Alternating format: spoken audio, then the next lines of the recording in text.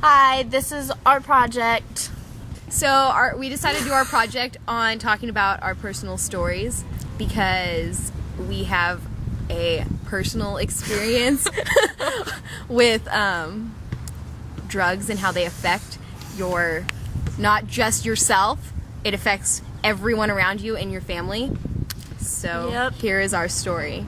But both of our parents were, or should I say both of our moms were meth addicts, and it took a toll on their children, which is us. And not just themselves. I mean, obviously it affected themselves, but it affected everyone around them as they weren't able to take care of their own children, so their family had to come in and pick up their responsibilities. So we thought it would be okay for us to share a little bit of our story to let you know how it affected us personally. I guess I'll start off. My mom left 8 weeks before graduation, and she didn't graduate, and she never got her diploma, never got her GED. So at 18, she left, and at 22, she came back to my grandparents and said, "Oh, I'm pregnant," and that was me, obviously.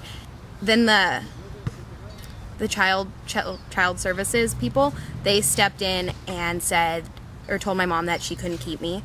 And she didn't really want to either, because she didn't really want to take care of a baby, because she still wanted to do her own thing. So thankfully my grandparents stepped in and they adopted me and took care of me for my entire life and to this day, which I'm very thankful for. And so then about 10 years later or so, my mom came back and to my grandparents and me, and she was like, "Oh, I have a baby that's 6 months old. Oh, and I'm pregnant again." And so at that point, she was with a very abusive person and still doing her own thing with drugs and all that. And so she came back in roughly September, maybe August. And so she stayed with us for a while, telling us, "Oh yeah, I'll sober up. I'll go do the right thing and all that." And then, 3 weeks later, she left, and we didn't see her until Christmas. And so Christmas Eve night, she called my grandparents crying, saying she wanted to come back. And so they went out to the motel that she lived in, and they picked her up, but the police wouldn't let her take the baby because it didn't legally have her last name. And so she came back, and she was pregnant, and she stayed that night at our house. And then after Christmas, she had to go to jail because, she had to suffer the consequences. And so then after all that, my older little brother, he went to foster care and stayed with my aunt, but then she couldn't take care of him, so he was to another house. But eventually, within a couple months, he came back to live with us and my mom. And then my mom had to do all these classes to, erase all the bad stuff on her record. And so still to this day, she has to suffer with all the consequences from her actions earlier in life. But it doesn't just affect yourself. My grandma still is really sad about it, and she still has issues with it and all that. And it kind of sucks because she just gave me up, but we're all good now. Yeah, you didn't really have a mom growing up to a real mom.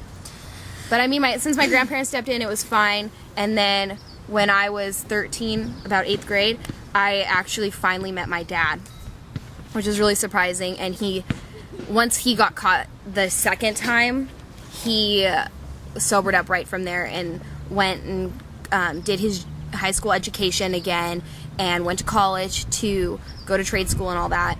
And now he has a good job, and he's all good, and we have a great relationship.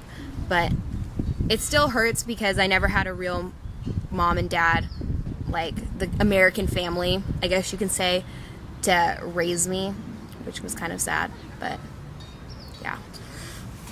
Okay, so my story is a little bit different, but it's in the same concept about my mom. She did meth for as long as I can remember. She started in her late teens, and she continued to do drugs.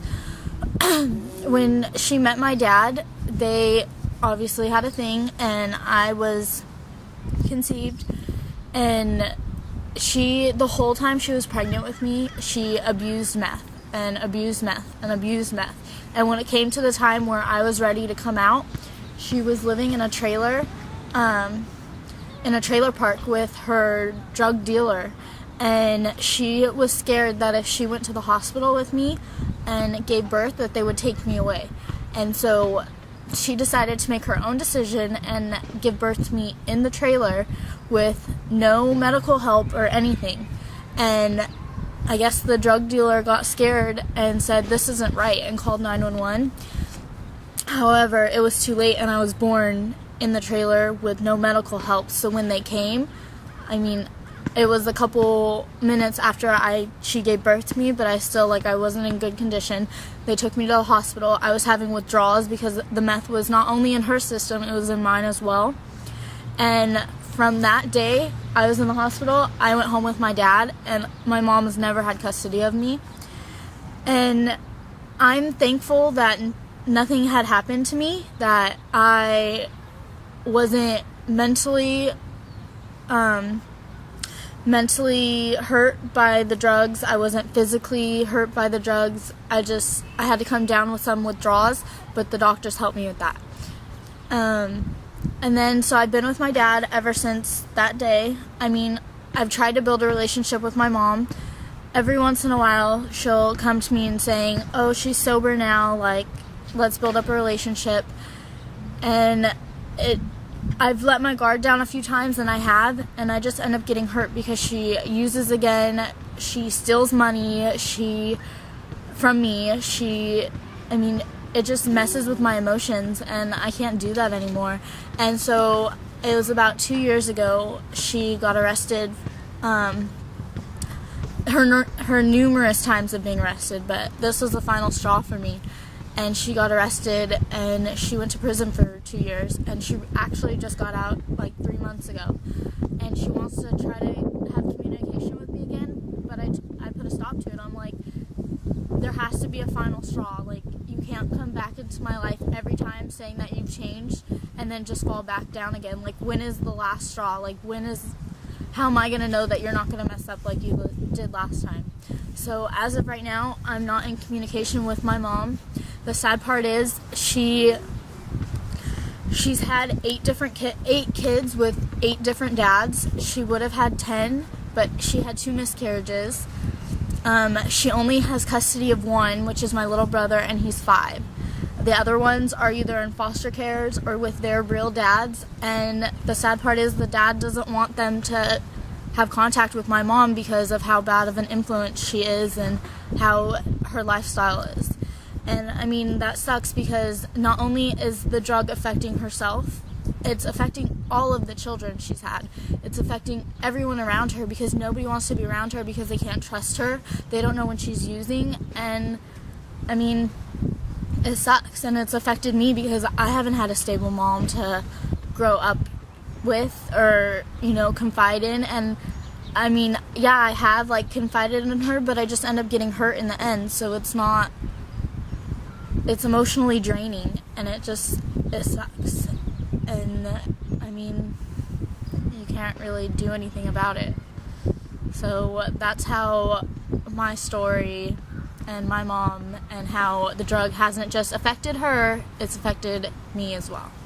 So I hope you guys, listen to our stories and take it to heart, and remember that if you're going to use drugs or whatever, it doesn't just affect you. It's going to affect your parents, your friends, your kids, everyone around you. And that's not fair to everyone else.